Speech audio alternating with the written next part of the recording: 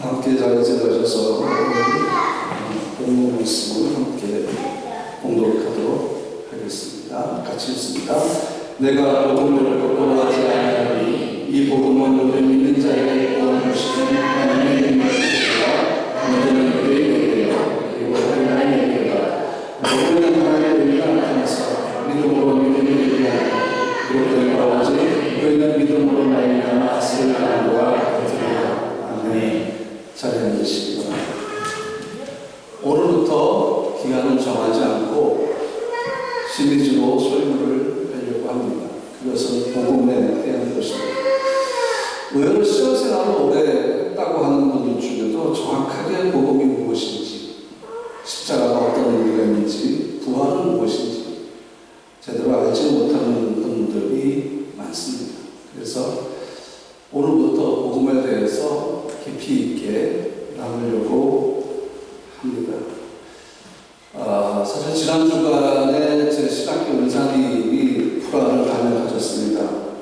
우리나라 최초로 제자훈련과 셀 교육을 갖고 오신 분이에요. 80년대에 시작을 하신 분인데 오셔서 제가 그 가족을 1박 3일 동안 섬겼는데 너무 귀한 말씀을 제게 해주시고 또 그분이 쓴 책도 제게 주셨습니다. 정독을 하고 있는데 너무 제 안에 큰 울림이 있었고 내가 지금까지 설교의 복음을 담느라고 많이 애를 썼는데 가장 기본적인 복음에 대한 설교를 내가 많이 안 했구나 그런 생각이 들어서 오늘부터 기한을 정하지 않고 시리즈로 설교를 하려고 합니다. 오늘은 가장 기본적인 것 우리가 그리스도에서 출발할 때에 가장 중요한 것, 또 우리 삶에서 가장 중요한 것에 대해서 설교를 하는데 여기까지 우리 성도들도 꼭 이 영상을 보시기를 바랍니다.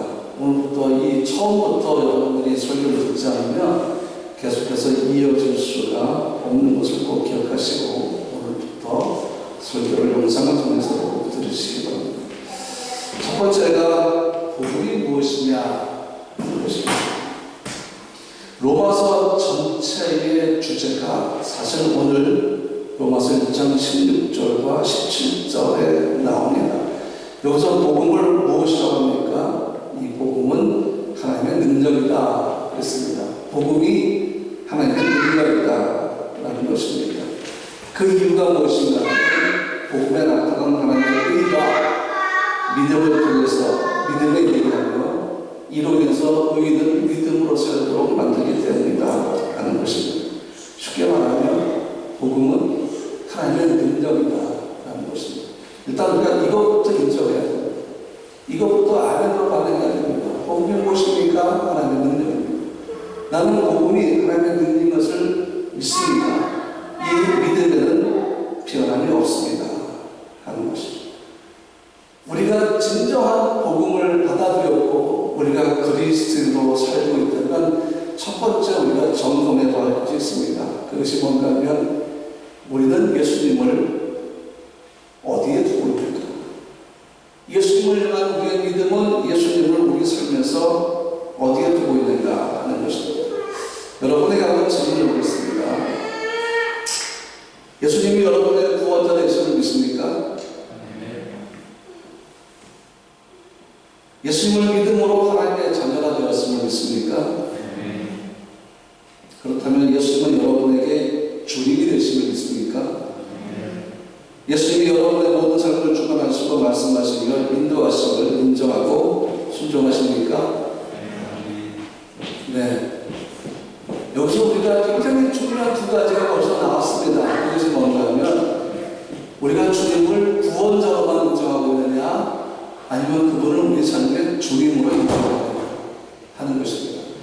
대부분 많은 분들이 세이비어로만 인정합니다. 구원자, 주님은 나의 구원자가 되십니다. 이게 뭐로 의미합니까? 천국행 티켓을 나는 가지고 있습니다 라는 겁니다. 우리가 복음을 믿음으로 구원을 받았습니다. 그런데 복음은 하나님의 능력이라고 오늘 본문에 말씀하고 있는데 단순히 우리를 주에서 구원하셔서 천국 백성이 되게 하신 것만의 능력이 복음 안에 있는 것이 아닙니다.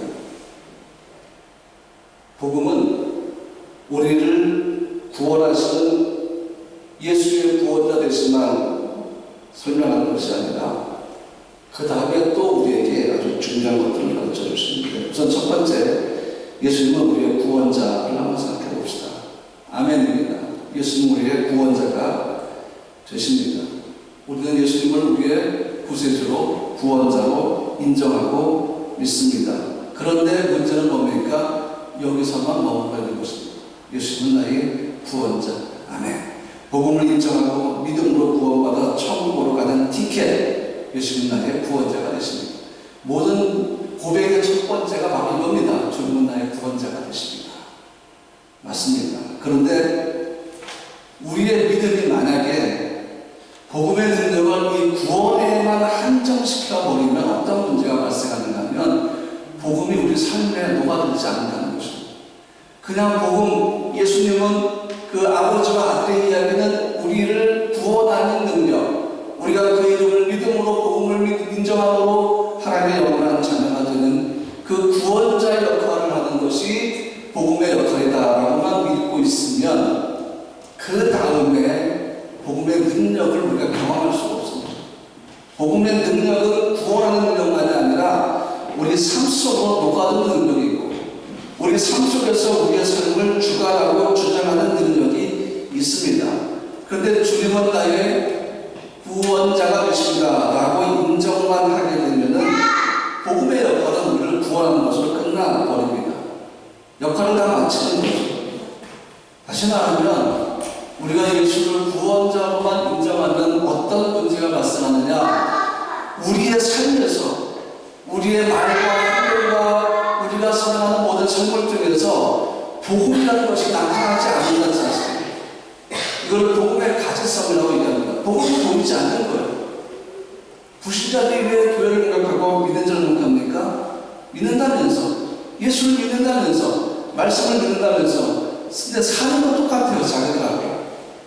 왜 많은 교회가 필요를 봤으니까 특별함이 없는 거예요. 예수를 구주로 믿는 것 그리스도입니다. 예수를 구주로 인정하는 것 교회입니다. 그런데 안 보이는 거예요. 믿는 자를 봐도 복음이 안 보여요. 교회를 봐도 복음이 안 보이는 겁니다. 왜 그럴까요? 구세주로만 인정하니까. 우리에게 천국행 티켓을 주신 분으로만 인정하니까 우리의 삶과 그 교회 속에 스며들 복음의 능력이 없는 거예요. 복음은 스며들기만 하면 나타나게 돼 있단 말이죠.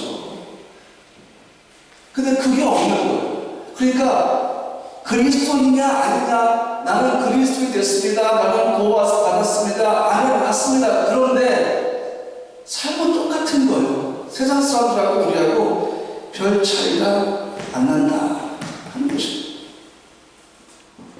그러니까 우리가 사람들에게 복음을 증거하고 전도할 때도 그 복음을 받아들이고 인정하는 사람들에게 구원자로서의 역할밖에는 복음이 안 한다는 얘기입니다. 그래서 예수 믿고 구원받은 다음에 구원은 받았지만 뭐의 변화가 없어요? 삶의 변화가 전혀 없다는 얘기입니다.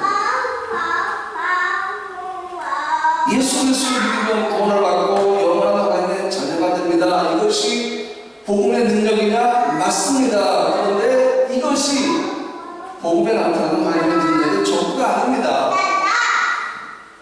이처럼 우리가 복음의 능력에 대해서 한계선을 만들어버리면 우리는 사람들을 구원으로 인도할 수 있지만 그 다음 삶을 전혀 제시하지 못한다는 얘기입니다.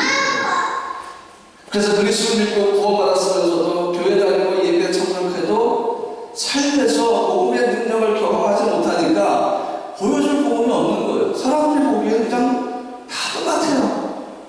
그냥 저 사람하고 나하고 삶이 다른 것이 없다라는 것입니다. 복음의 가치성이 보이지 않는다는 것이죠. 천국의 확신, 구원의 확신이 우리에게 있고 우리가 구원받았음을 인정하지만 문제는 뭐예요? 복음의 삶에 녹아들지 않으니까 나타날 복음도 없고 우리도 그 복음의 능력을 제대로 인식하지 않으니까 어떤 일이 벌어집니까? 삶 따로 복음이다. 그렇게 되어버린 겁니다. 그래서 불신자들이 보기에 복음은 무기력하고 연약하고 문제가 많아 보이는 거죠. 복음이 뭐 전에, 예수가 뭐 전에 사람을 변화시키지도 못해, 성품을 변화시키지도 못해, 사는 것도 우리가 똑같아. 그러면 복음이 뭐냐는 거죠. 무기력해 보이는 거예요. 예수의 능력이 저 사람들처럼 변화시키지 못하나? 세상에서 똑같은 모습이 교회에서도 나타나고, 돈을 사랑하는 것이 그대로 보여지고, 남을 미워하고 시기하고 질투하는 것들이 그대로 보여지는데, 불신자들이 볼 수 있는 복음의 능력은 어디 있냐 하는 거예요. 도대체 우리하고 그리스도는 뭐가 다르냐 하는 거죠.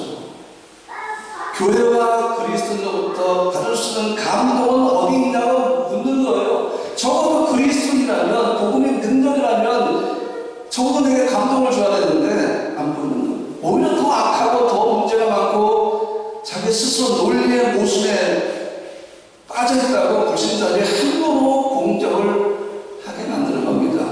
그래서 복음이 우리의 삶 속으로, 우리의 성품 속으로 녹아들지 못하는 것에 대해서 주님이 이렇게 말씀하셨어요. 마태복음 5장 11절에 이같이 너희 빛이 사람 앞에 비치하여 그들로 너희 착한 행실을 보고 하늘에 계신 너희 아버지께 영광을 돌리게 하라 못하고 있다는 얘기예요. 우리가 이 역할을 못하고 있다는 겁니다. 왜? 복음은 우리를 구원하는 것을 끝나버렸어요. 녹아든 복음의 능력이 없으니까 나타날 복음의 능력이 없죠. 나타날 복음의 능력이 없으니까 빛의 역할을 못하는 거죠. 착한 행실은 믿는 자랑 믿지 않는 자랑 똑같이 구별됨이 없으니까 내가 거룩하게 너도 거룩하라고 말씀하고 명령하신 하나님의 그 거룩에 대한 명령 속에서 우리는 의도하든 의도하지 않든 불순종하고 산다는 얘기입니다. 여기서 빛이 뭘 의미합니까? 하나님의 나라를 가진 사람들이 나아가야 할 하나님 나라의 윤리를 얘기하는 거예요. 하나님 나라의 윤리. 여러분, 킹덤 오브 가드에도 윤리가 있습니다. 주님 지금 뭐라 하십니까? 산에 있는 동네가 숨기지 못하듯이 우리를 통해서 세상에 나타날 하나님 나라의 윤리가 사람들이 볼 수 있도록 나타나고 있느냐? 그거죠. 주님 뭐라 했습니까? 너희는 세상에 빛이 되고 소금이 되도록 하라 이렇게 말씀한 적이 없어요.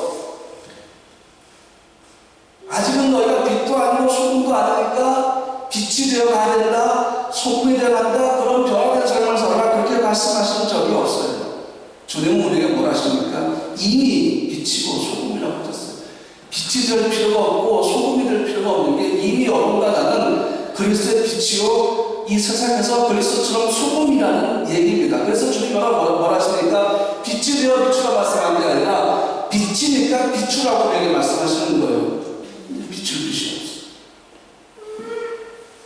너는 세상의 소금이기 때문에 소금이 만일 그 맛을 잃으면이라고 하신 겁니다. 이미 우리가 소금이기 때문에 잃어버릴 맛이 있다는 거죠. 소금으로 죄가라고 말씀하신 적이 없으니까. 그럼 우리가 세상에서 이미 빛이고 소금인데 이 빛과 소금으로 보여주는 것이 뭐냐? 오늘 이 마태복음 5장 11절에서 착한 행실이라고 했습니다.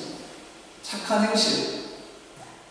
하나님 나라의 윤리 가운데 하나가 예수님의 성품입니다.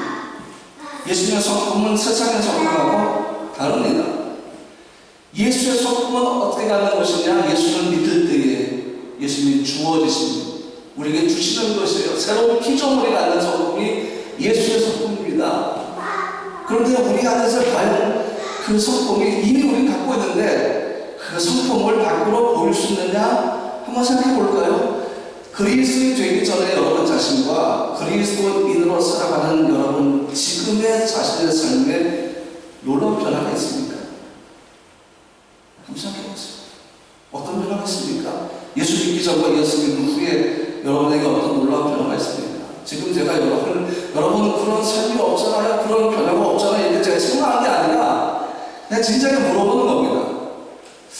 저희도 물어봤어. 과연 나에게 그리스도인이 되기 전과 된 후 내가 성령의 인재를 경험해서 내 인격으로 하나님을 나의 하나님으로 고백하고 주님을 나의 주님으로 고백한 그 순간과 그 순간을 기점으로 해서 그 전과 후에 내 삶의 변화가 있나? 한번 생각해 본 것입니다. 혹시 우리의 마음과 삶의 구원받기 전과 구원받은 후의 차이점은 청생 티켓을 받았느냐 안 받았느냐 그거밖에 없나? 뭐 그런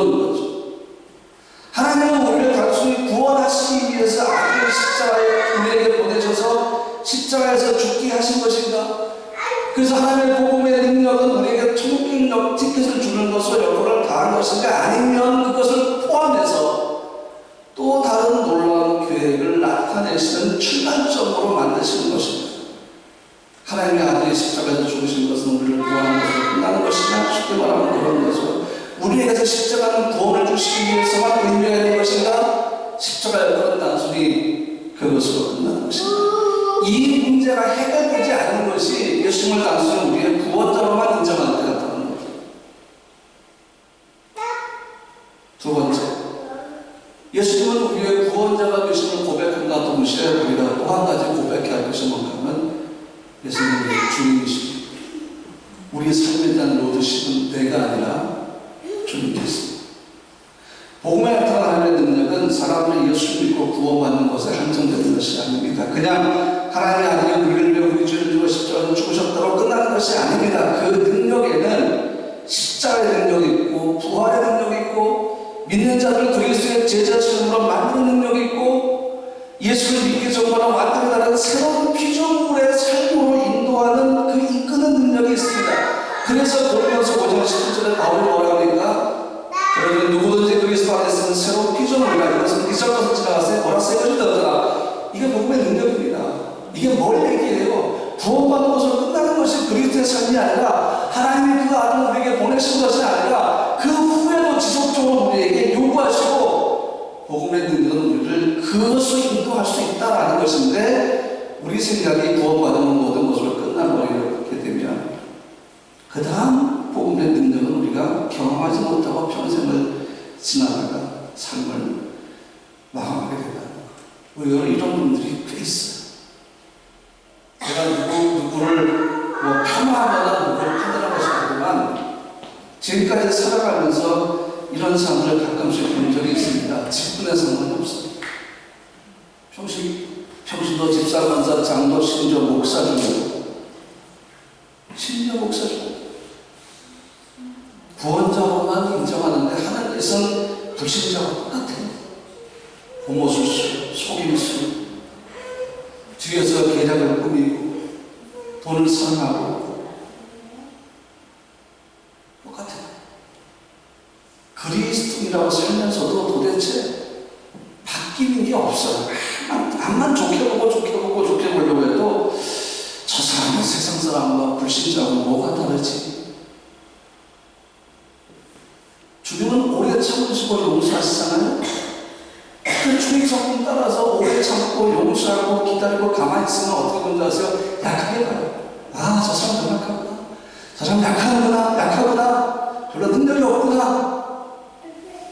하나님께서 우리에게 원수를 사랑하라고 말씀하시는 그 의미 속에는 내가 원수를 사랑함으로 원수가 내게 베풀 그 아픔과 고통과 그 통증까지도 끌어안으라는 얘기입니다. 주님도 우리에 대해서 오래 참으실 때에 우리가 그분을 향해서 항복하고 죄를 짓고 그분의 마음을 찌는 모든 것들을 다 끌어안고 기다리신다는 것입니다. 이것이 오늘 교회에서 그리스도에게 나타나야 돼요. 근데 복음이 구원으로만 끝나버리니까 그 능력이 없는 거죠.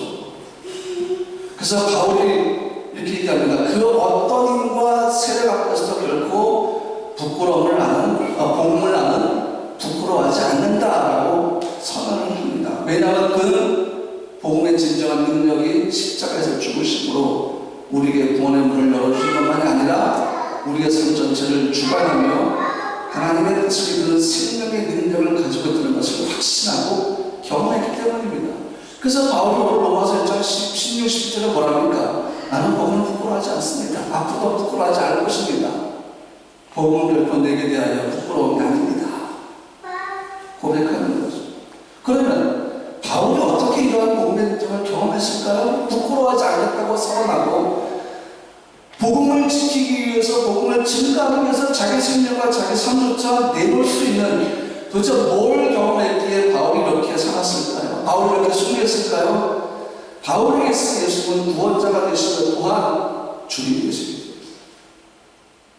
바울의 삶의 로드십은 자기 자신이 아니라 주님에게 있기 때문입니다. 복음을 받아들이는 사람들은 예수를 구원자로만 믿기 때문에 그리스도의 빛을 나타내지 못하는데 바울은 예수님을 자기 주님으로 인정했습니다. 놀라운 차이였어요. 구원자로만 인정하면 내 마음대로 살아가도 돼요. 내 양심에 거리낌이 없습니다. 그런데 주님을 나의 주님으로 인정하게 되는 순간, 내 마음의 보좌에 내가 하나 주님이 앉는 순간에 내가 믿고 행한 모든 것들이 다 나의 부끄러움이 돼요. 그러나 복음은 결코 부끄러움이 되지 않은 복음의 빛이 우리 양심에 비춰서 무엇이 죄인지를 드러낸다는 것이죠. 신약성경을 보면 믿는 자에게 구원을 약속한 말씀, 그 말씀 가운데 예수님을 구주 혹은 구세주로 믿으면 구원받는 구절이 있을까요? 없을까요? 예수님을 구원자로 믿으면 당신은 구원받습니다. 이런 구절이 있을까요? 없을까요? 구원자라는 세이브라는 표현이 신약에 있을까요? 그렇게 믿으면 여러분 구원받습니다. 그 구절이 있을까요? 없을까요? 혹시 여러분 지혜로운 이렇게 믿는 것은 없기 때문이다. 결론이 맞습니다. 오히려 주님이라고 표현합니다.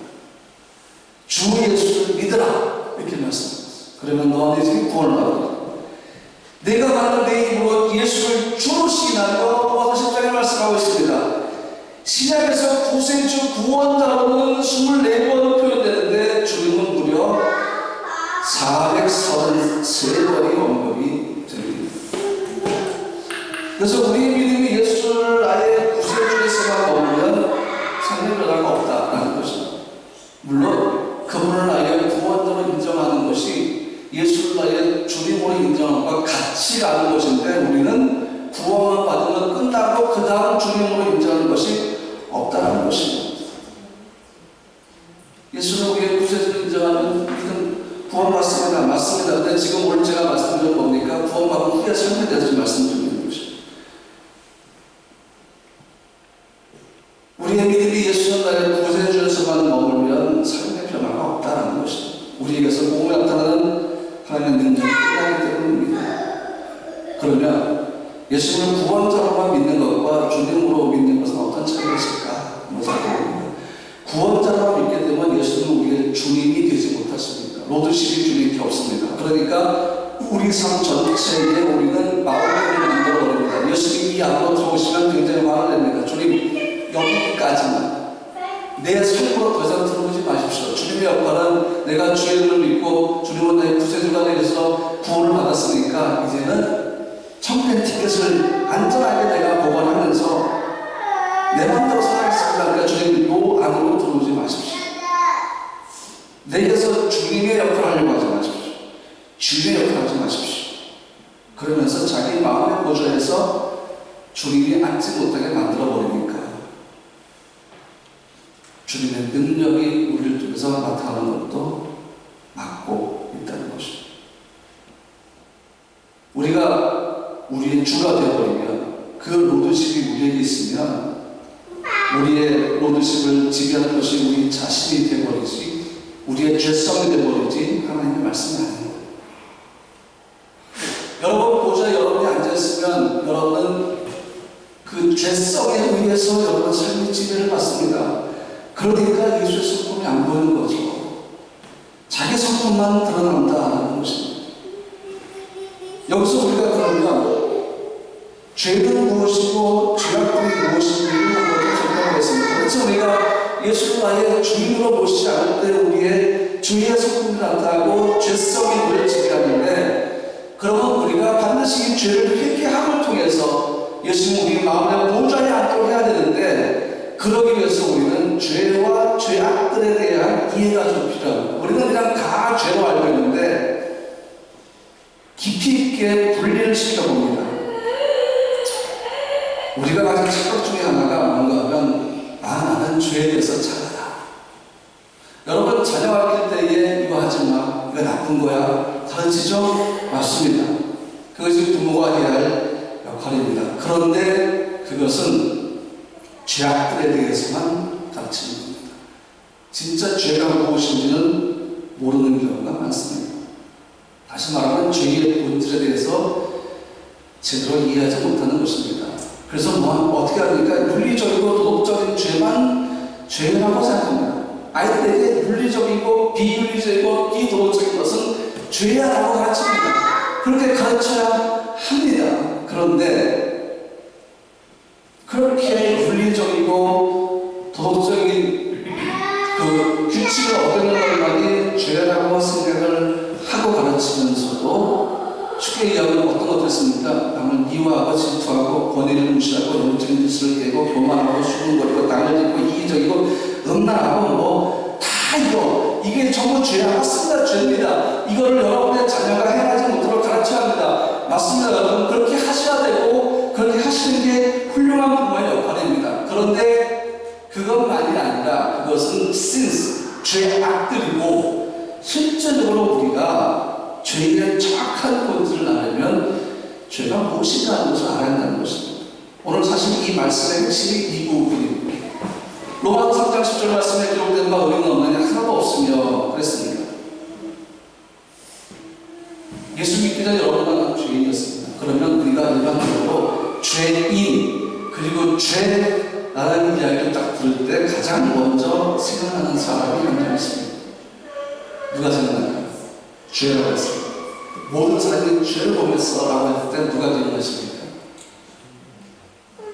누가 기억나요? 남편? 속썩이는 애들? 왜 갑자기 여우가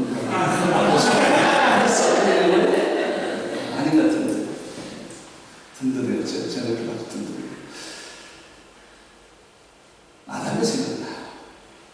왜냐하면 우리는 죄에 그러면 아담한테 전부 뒤집어지는 경향이 있습니다. 아담의 원절에서 우리 모두가 다 죄인이 되었다는 것입니다. 그래서 죄 그러면 아담 생각나요. 맞아요. 사실입니다. 그런데 우리는 우리가 죄인이 된 것은 아담 때문이라고만 생각하지 않는가를 한번 살펴봐야 돼요. 하와가 선악과를 따먹지 않았더라면 아담이 선악과를 하와의 유혹을 먹지 않았더라면 여전히 우리는 에덴에서 살고 있지 않을까라고 생각하는 겁니다.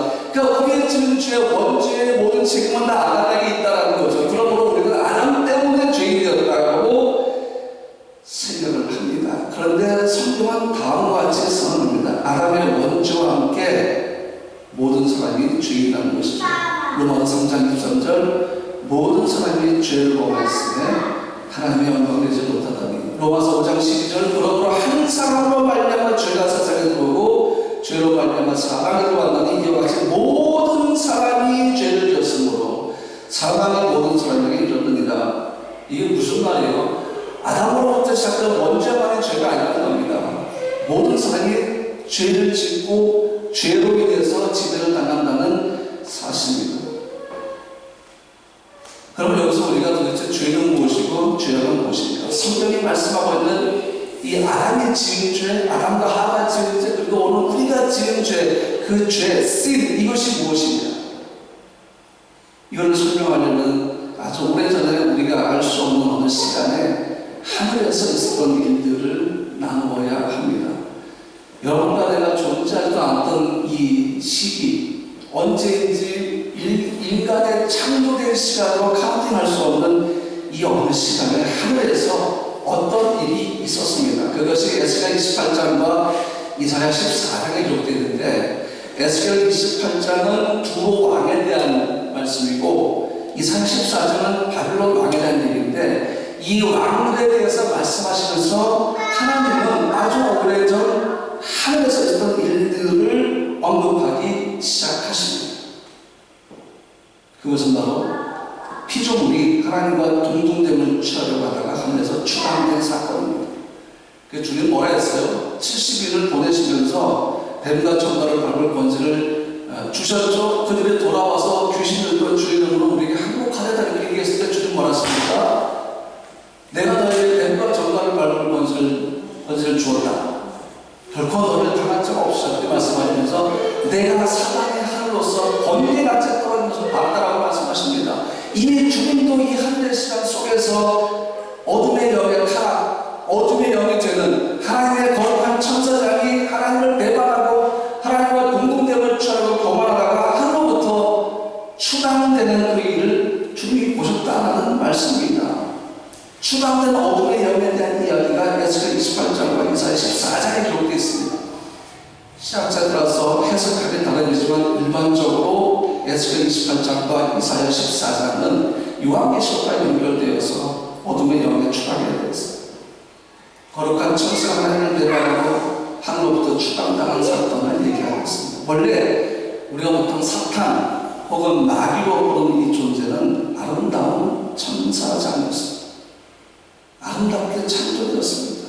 그런데 그 아름다움에서 교만해졌고 그 영화로움으로 인해서 자기의 지혜를, 하나님 주신 지혜를 더럽혔기 때문에 하나님과 같아지려고 시도를 합니다. 요한계시록 12장에 보면 하나님을 대적하다가 땅으로 추방되는 사탄에 대해서 언급하고 있으며 이사야 14장에서 사탄이 추방되는 것에 대해서 기록하고 있는데 이사야 14장 12절부터 15절까지를 여러분과 제가 지금부터 같이 읽겠습니다. 너 아침의 아들 계명성이여 어찌 그리 하늘에서 떨어졌으며 너 열불 높은 자여 어찌 그리 땅에 집혔는고 내가 내 마음에 이르기를 내가 하늘에 올라 하나님의 묵별 위에 내 자리를 높이리라 내가 북극 지대의 산 위에 앉으리라 가장 높은 구름에 올라가 지극히 높은 이와 같아지리라 하노다 그러나 이제 내가 서울봇 구덩이 맨 밑에 떨어짐을 당하노라. 아멘. 사탄이 하나님을 대적하다가 그를 따르는 천사들과 함께 땅으로 떨어집니다. 근데 여러분, 하나님과 같아지려고 하다가 하늘에서 추방된 사탄과 함께 이 사건이 어딘가 하고 겹치는 것을 발견하지 못합니까? 이 얘기를 듣고 보니까 이거는 여기서도 반복이 되는데 라는 거죠. 그게 어딥니까? 에덴 동산입니다. 아담과 하와가 사탄과 똑같은 짓을 하다가 에덴에서 추방되었습니다. 대본 쪽에 사탄이 뭐라고 욕합니까? 하나님과 같이 되어라고 얘기하죠. 사탄은 오래전 자기가 시도했던 그 죄악을 하나님의 형상으로 지음받은 인간이 똑같이 만들어버리는 것입니다. 사탄은 모든 죄의 근원입니다. 음란과 거짓과 교만과 모든 것이 다 사탄의 성향입니다. 그러므로 사탄은 그 모든 것들에 사람이 짓게 만드는 거죠. 왜? 하나님의 형상으로 지음받았으니까 사탄은 어떻게든 자기가 지은 죄, 자기로부터 나오는 죄를 사람들이 짓고 자기의 지배를 받게 만들고 싶기 때문이죠. 하나님과 같이 뜨는 교만하고 하늘에서 추방된 사탄은 똑같이 하나님의 형상을 가진 사람이 같은 죄를 지음으로 에덴에서 추방되게 만들어버린 것입니다. 아담과 하와가 행복하고 평안한 삶을 살고 있을 때 사탄은 자신이 갖던 교만과 그 결과를 아담과 하와에게서 일어나게 하려고 그들을 미혹했다는 것이죠. 하나님과 같이 될 수 있다는 교만으로 만든 미혹이 바로 이겁니다. 아담과 하와는 하나님의 형상으로 된 존재였기 때문에 하나님의 지혜를 가지고 있었습니다. 사탄도 루시 엘이었죠. 천사장이었습니다. 그러므로 아름답게 창조되었기에 하나님의 지혜를 갖고 있는 피조물이었습니다. 근데 그 아름다운 지혜를 교만으로 사용해버렸습니다. 추방됐습니다. 그러면서 아담과 하와에게 하나님의 형상으로 주어진 그 하나님의 놀라운 지혜를 어디에 쓰게 만드니까 교만에 쓰게 만들고 불신중에 쓰게 만든 것입니다. 그러므로 아담과 어떻게 했어요? 하나님의 형상으로 된 존재고 하나님의 지혜를 주셨으니까 그 지혜를 사용해서 어떻게 됩니까? 사탄의 시험을 이겨냈어요. 그런데 그들은 지혜를 오히려 하나님과 같은 존재가 되는 것을 사용했습니다. 하나님은 그들을 에덴에서 쫓아낼 수밖에 없었어요. 사탄이 하나님에서 추방한 것처럼 아담과 하와도 그렇게 되어버리는 거죠. 지난해부터인가 2년 전부터인가 우리가 참 많이 쓰는 용어가 뭐냐면 가스라이팅이 있습니다. 예, 가스에 물 붓는다는 뜻이 아니죠. 재미로. 여러분, 가스라이팅이 뭔지 아세요? 상대방과 하여금 스스로 자기의 판단력을 의심하게 만들면서 나에게만 의존하게 만드는 것이 이게 가스라이팅이라는 거예요. 쉽게 얘기하면 다른 사람을 자기 뜻대로 조종하는 것이죠. 다른 사람을 지배하는 것인데 이거는 예수의 성품이 아니라 어둠의 영으로부터 주어진 것들입니다. 그럼 생각해 볼까요? 하와를 누가 유혹했습니까? 사단이 유혹했습니다. 성경은 너무나 많은 것들을 생략하고 있습니다. 우리는 일반적으로 사탄이 뱀이 되어서 와가지고 하와를 유혹하자마자 바로 하와가 교만해지고 그렇게 생각하는데 이렇게 생각해봅시다. 가스라이팅 당한 거 아닌가?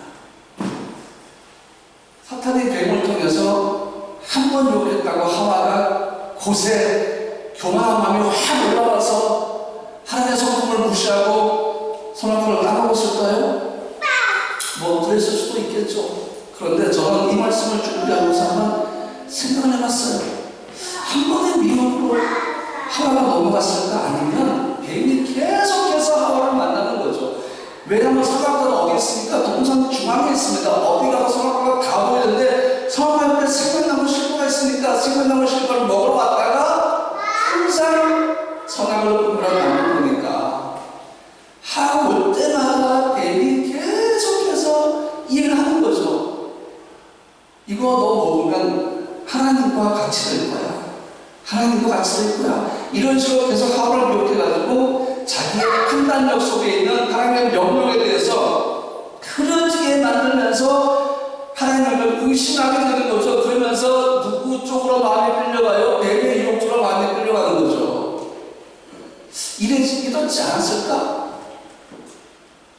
하나님의 형상으로 받은 그 지혜를 갖고 있는 하와가 금방 한 번에 넘어갔을까? 글쎄요. 하나님을 의존하는 하와의 판단력을 의심하게 만들어 불순종하게 만들어서 하나님의 말씀의 의존을 자기의 미혹에, 자기의 이야기에 의존하도록 만들어버리지 않았을까라고 한번 생각을 해봤어요. 뭐 어떤 것이 정답인지는 모르겠지만, 그러니까 처음부터 하와가 하나님의 명령을 변질시킨 것은 아니었다라는 생각이 듭니다. 하지만 결국 하나님은 먹지 말라고 했지만 하와는 뭐라 하니까 재해석해버립니다. 먹지도 말고 만지지도 말라. 만지지 말라는 말씀하신 적이 없어요. 스스로 하나님의 명령을 재해석해버리는 것이죠. 이것이 뭡니까? 사탄의 미혹에 계속해서 끌려가다 보니까 하나님의 명령, 명확한 명령이 재해석되고 하는 거죠. 덧붙이는 거죠, 말씀. 하나님의 형상으로 지음받음으로 주어진 지혜로 선과 악을 분별할 수 있음에도 불구하고, 없는 것이 아니라 있음에도 불구하고 그 선택권을 불순종, 악을 행함으로 선과 악을 알게 된 죄를 지은 것입니다. 만약에 이때 하와가 뱀의 유혹을 끝까지 물리쳤더라면 순종함으로 선과 악이 뭔지를 배우게 됐을 거예요. 그렇죠? 이겼어요. 뱀을 물리쳤습니다. 아, 그렇구나. 말씀에 순종하지 선이고 뱀의 유혹에 빠진 것이 악이구나. 이렇게 알게 됐을 거예요. 근데 아담과 어떻게 했습니까? 불순종함으로 선과 악을 알게 된 거예요. 악을 먼저 저지름으로 아차 싶은 거죠. 뱀의 유혹에 넘어가지 않는 것이 이게 선이었구나. 알게 되는 거죠. 그러므로 여러분, 죄는 무엇인가?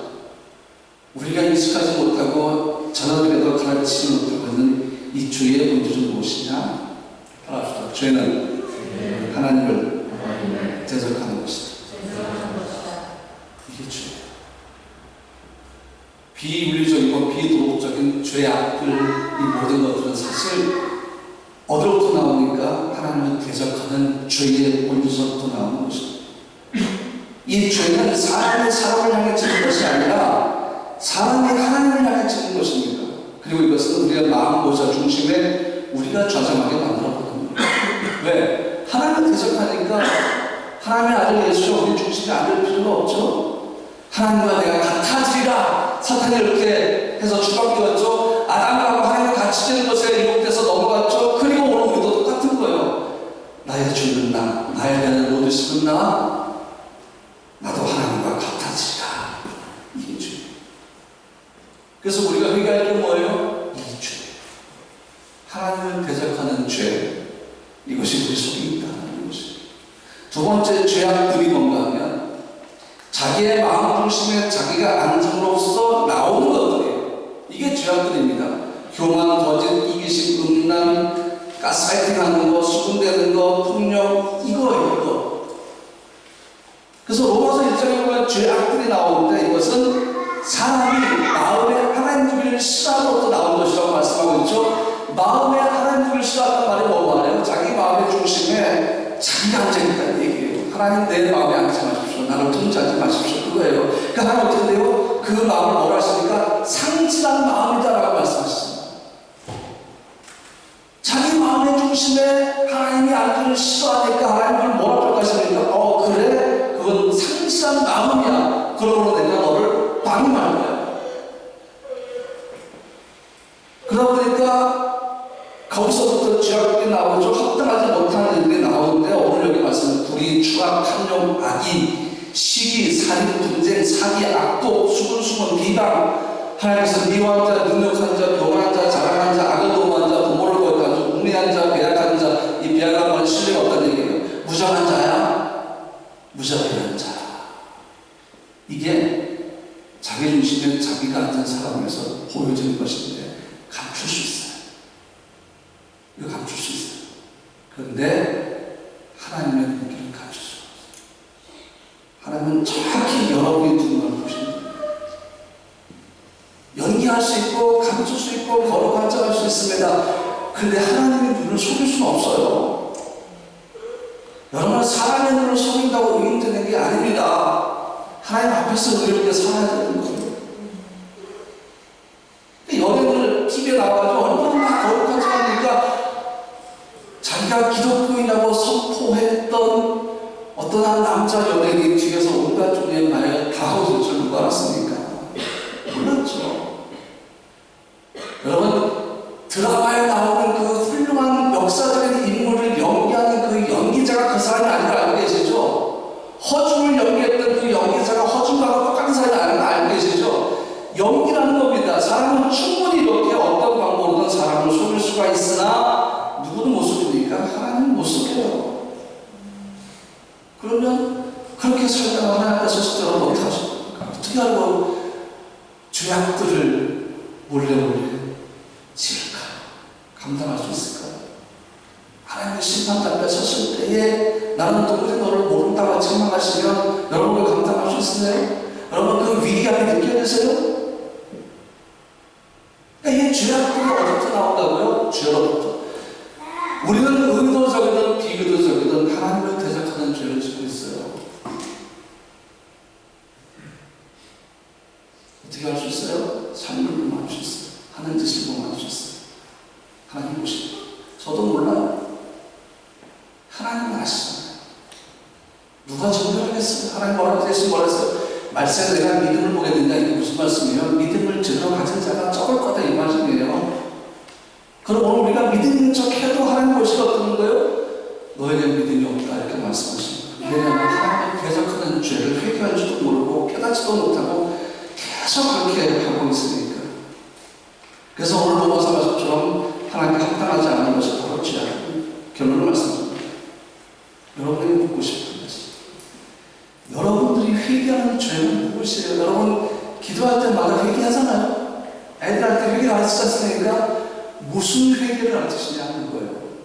하나님 제가 이렇게 했습니다. 제가 부모님께 불순종했습니다. 친구를 보였습니다. 당연히 회개해야 되죠. 근데 우리는 진짜 회개해야 할 그 중요한 본질은 전혀 회개하지 않고 있다는 거죠. 그래서 우리 회개의 시작은 뭘로부터 시작된지 아세요? 하나님 내가 하나님을 대적하는 죄를 져요. 내 마음의 중심에 내가 앉았습니다.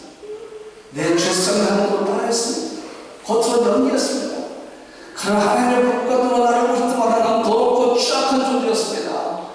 내 그런 모든 삶의 사실 하나님을 대적하는 죄였습니다. 하나님 나를 용서해 주시옵소서. 정말 마음을 찢으며 회개한 다음에 그 다음에 죄악들을 얘기하기 시작하는 거예요.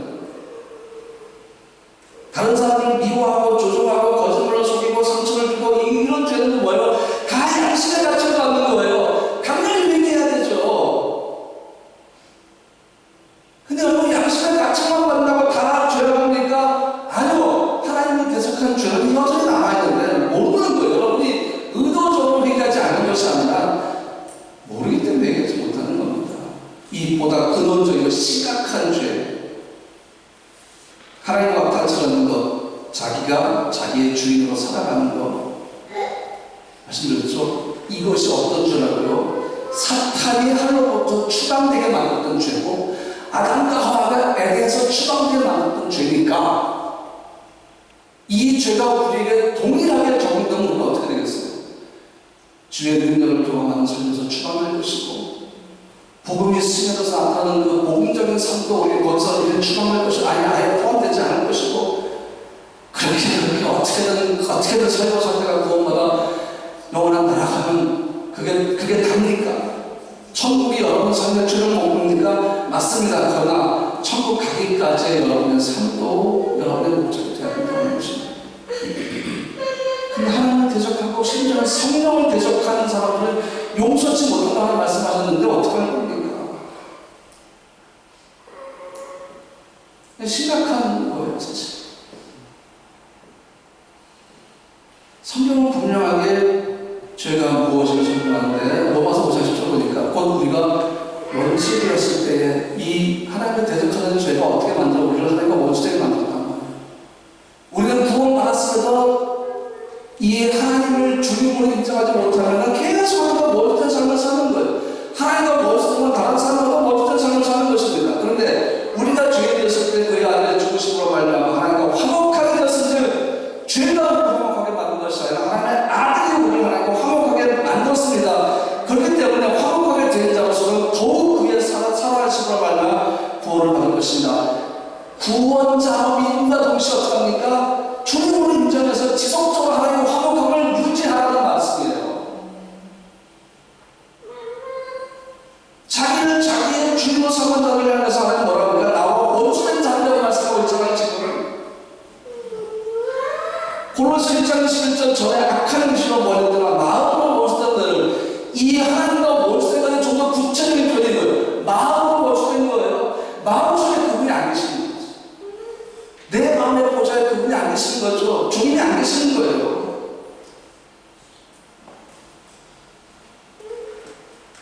오늘 우리가 한번 점검해 볼 것이 이겁니다. 이 죄를 내가 회개했나? 내가 이 죄를 아예 감췄나? 구원받은 후에도 삶이 변함없습니다. 복음의 능력이 쓰여지지 못해서 복음이 나타나지 않는 여전히 우리는 마음으로 원수가 된 채로 돌아가서 살고 있는 겁니다. 근데 여러분, 이게 뭔지 아세요? 교만이에요. 사탄은 교만했기 때문에 추방됐어요. 아담과 하나님과 어쨌든 교만 때문에 추방됐어요. 오늘 우리에게서 하나님을 대적하게 만드는 것이 교만이에요. 여러분 삶을 점검하시면 나는 교만하지 않는다. 성경은 교만, 여러 가지 죄악을 언급하시면서 교만한 자를 통해서 특별히 이렇게 하십니다. 교만한 자를 하나님이 대적하신다고 성경입니다. 하나님께서 교만이 엄청나게 큰 죄라는 얘기예요. 다른 자들과 좀 얘기했지만 하나님은 교만한 자를 대적하시며 이렇게 말씀하시면서 그 반대로 겸손한 자들에게 은혜를 주시다고 말씀하고 있습니다. 명확하게 대비가 되어 교만과 겸손을 하나님께서 해주기가 어떻다는 얘기예요. 교만은 하나님을 대적하게 만드는 죄다. 여러분과 교만할 때가 안 돼요? 돼요? 교만 오케이? 오늘부터 우리 교회는 교만하기로 결정을 하고 저부터 교만해지겠습니다. 이거 다 바꿔야 돼요. 교만 있으면 연합 성경 이거 없어요. 그리스도 안에서 교만하자. 이거를 그리스도 밖에서 교만하자. 그래서 우리 교회는 교만 공동체로 올해 목표를 수정하고 다 교만하는 거죠. 우리 교회는 한 달도 못 가서 깨질 겁니다. 네, 하나님을 대적하는 교회가 아닙니다. 이 교만이라는 게 뭔지 아세요? 이것만 말씀을 마치겠습니다. 교회는 누가 머리예요? 주님이 머리였어요. 그러면 지체, 몸과 팔, 이 모든 것들은 누구의 지배를 받아요? 머리의 지배. 머리에서 다 하죠. 제가 이제 팔 이런 것도 다 제 머리에서 하는 겁니다. 그렇죠? 이게 머리신 주님의 역할이 교회는 그래서 몸이죠. 근데 그 머리 역할을 자기가 하려고 하는 사람이었어요. 교회는 이래야 돼. 교회는 저래야 돼. 나라도 마찬가지예요. 어떤 공동체도 마찬가지예요. 하나님 주신 영권이 있고 영적인 질서가 있어요. 사탄은 이거 깨려고 몸부림칩니다. 정말 예수 이름으로 잡아 물러야 돼요. 사탄은 어둠의 원수는 예수 이름으로 잡아 물러야 됩니다. 이게 다 교만이에요. 세상에 오래됐다고 의일까요? 세상의 모든 그리스도인이 의로 살아갈까요? 아닐 겁니다. 왜? 하나님을 대적하는 주의 문제가 해결되지 않은 상태에 있습니다. 아무리 유명하고 아무리 명성있어도 하나님 대적하는 이 근본적인 죄의 본질이 회개하지 않으면 여러분은 여전히 죄악들을 짓게 될 거예요. 보세요. 이거 회개 안 하잖아요. 그러면 오늘 이렇게 풀어져 이 죄악을 지을 거고 내일도 모두 변함없이 죄악들을 지으면서 양심의 가책도 살아갈 겁니다. 그러나 우리가 진심으로 이 죄를 회개하고 주님 내 마음에 저장해 주십시오. 주님이 나를 통제해 주십시오. 주의 성품으로 나를 다스려 주시옵소서. 이게 복음을 아는 자의 태도예요. 이 회개할 때 복음의 능력이 우리 삶으로 스며들 겁니다. 성령이 스며들게 하실 것입니다. 그리고 성령이 나타나게 하실 것입니다.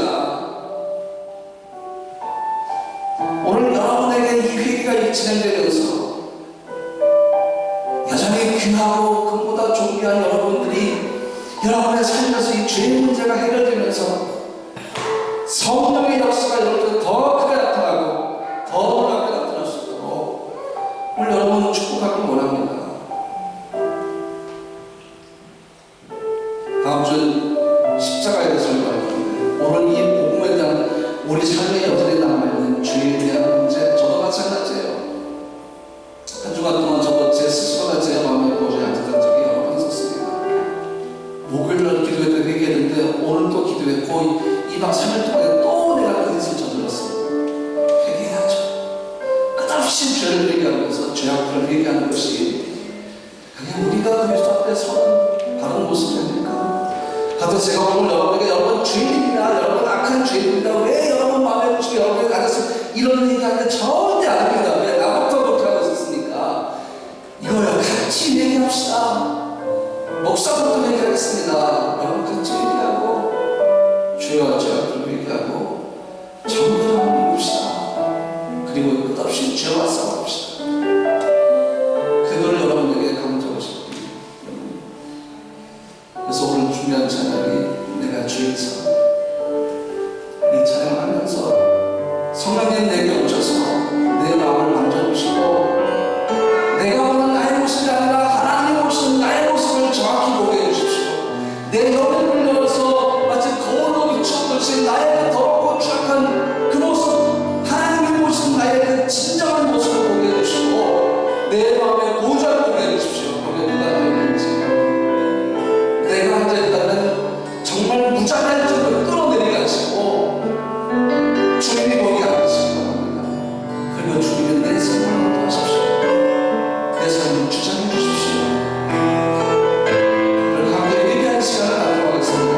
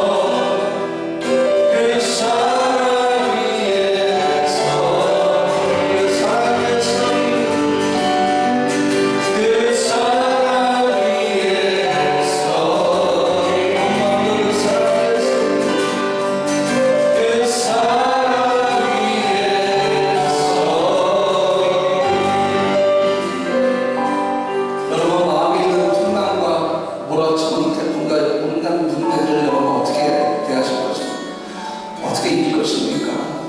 여러분이 여러분 중심에 앉아있으면 절대 못 이깁니다. 그러나 주님이 여러분 마음에 보지 않으시면 그분이 해결하십니다. 하나님 우리에게 싸울 무기를 주셨습니다. 에베소 6장에 나오는 하나님의 전신갑주를 말씀하시면서 우리 손에 성령의 검을 들라고 말씀하십니다. 그게 뭡니까? 성령의 검 곧 하나님의 말씀입니다. 이거 들어야 어둠의 유혹과 싸움을 수 있습니다. 그래서 올 한해 우리는 큐티를 할 것입니다. 올 한해 우리는 하나님의 말씀으로 돌아갈 것입니다. 그래서 하나님의 말씀, 저게 명령했어요. 큐티에 대해서 명령하셨어요. 매일 말씀을 묵상하는 자다. 이 말이 뭐예요? 매일마다 너희는 성령의 검, 곧 나의 말씀을 들을지어다. 그겁니다. 여기 우리의 선택은 없습니다. 순종만 있습니다. 그래서 큐티집을 계속 너희의 말씀을 매일 큐티합시다. 매일 큐티합시다.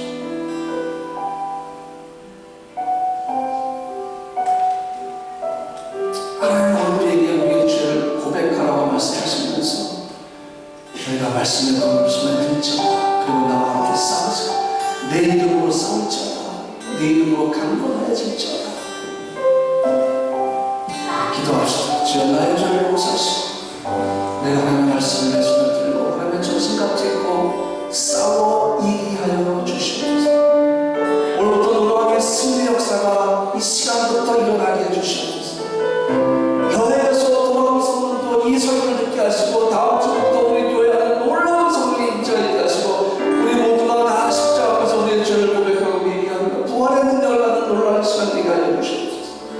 주여 우리 가정에 죄를 고백하게 하시고 죄악들을 고백하게 하여 주시고 우리를 정결케 해주시옵소서. 이 함께 기도하겠습니다. 거룩하신 주님 몰랐습니다. 우리의 마음의 중심에 우리가 있는 것이 하나님을 대적하는 주님을 몰랐습니다. 우리가 도와주는 것이 하나님을 향한 대적인 주님을 몰랐습니다. 하나님의 성품에는 교만이 없습니다. 하나님의 성품에는 문화가 없습니다. 하나님의 성품에는 거짓이 없나이다. 그럼에도 우리는 동일한 주님 지켜서 없나이다. 하나님으로 감사하여 엎드려 주인의 종을 지켜봤습니다. 그 모든 죄악은 하나님을 대적하는 주로 나오는 그 죄의 시작부터 가졌습니다. 물러나야 우리 마음에 중심을 우리가 것은 사탄의 지혜이고 사탄이 시작하는 죄만이고 사탄의 주장하는 죄입니다. 어느 누구를 완전히 가는 죄를 용서해 주시옵소서. 내 마음의 문을 위하였습니다. 내 마음의 문을 사랑하게 했습니다. 이 시간은 단련적으로 들어가게 하시고 주님 내 마음의 문을 열어주시옵소서. 주님 우리가 내 머리가 되어주시옵소서. 우리 교회 머리가 되어주시옵소서. 우리 자신을 풀어버리고 주님만 우리 머리가 주님만 우리 교회 머리가 되십니다. 주님만 우리 성도의 마음의 머리가 되시나이다. 하나님 결코 우리 하나님을 대적하지 않게 주시옵소서. 하나님을 대적하지 않게 주시옵소서. 하나님을 우리의 지원자 하나님 용서해 주시옵소서. 우리가 거만했습니다.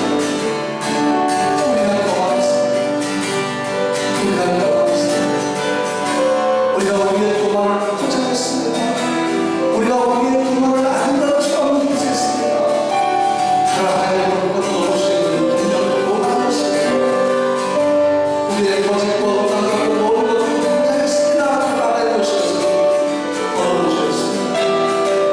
이 시간에 가장 그 무엇된 죄 하나님의 우리가 소리에 취하는 거예요. 주여 우리를 사랑해 주시옵소서. 주여 우리를 주의 뜻을 지키소서. 정결케 하여 주시옵소서. 주님 우리를 정결케 하여 주시옵소서. 하나님 몰랐습니다. 아니 들었는데 기억하지 못했습니다. 우리 자신의 죄성이 너무 강해서 우리 마음 보좌에 우리 자신이 앉아있게 만들었습니다. 이것이 하나님 대적하는 죄인 줄 몰랐습니다.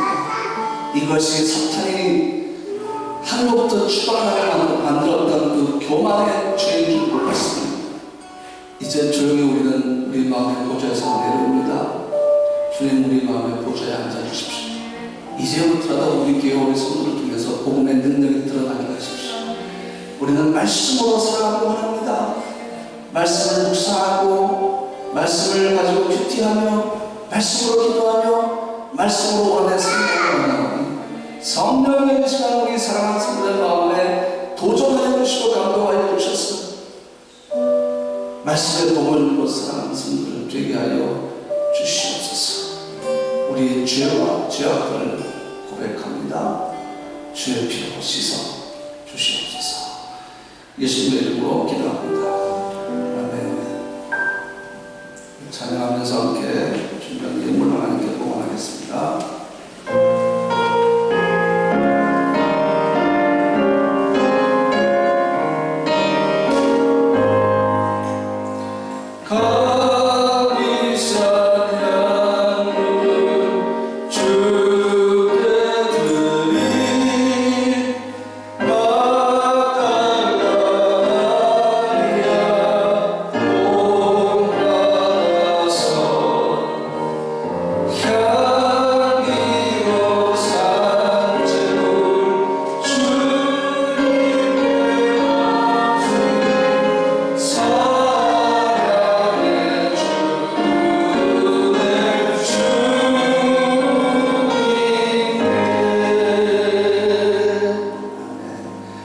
거룩한 주님, 주님이 우리의 주가 되심을 인정하면서 주 앞에 귀한 예물 드립니다.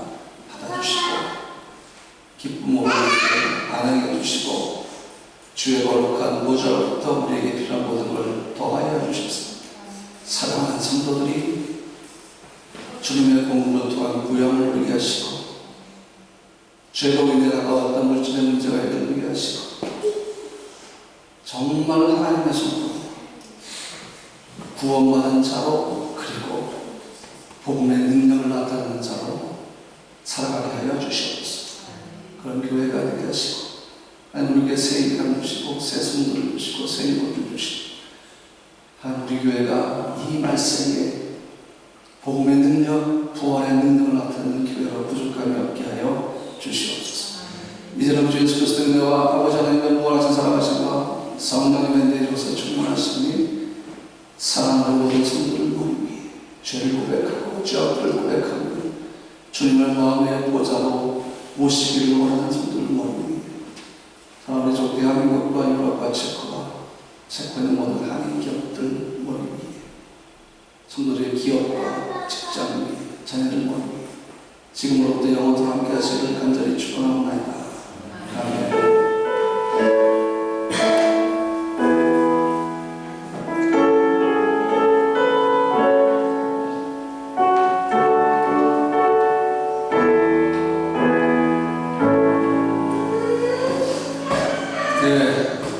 다시 말씀드리지만 오늘부터 하는 이 시리즈 설교는 박윤철 교수님 책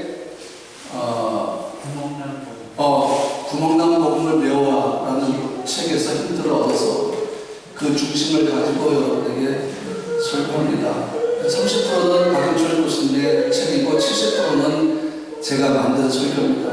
제 풀 작품이 아닙니다. 너무 은혜로워서 제가 같이 여러분과 앞으로 나가도록 하겠습니다. 하나님께 감사 박수 드리고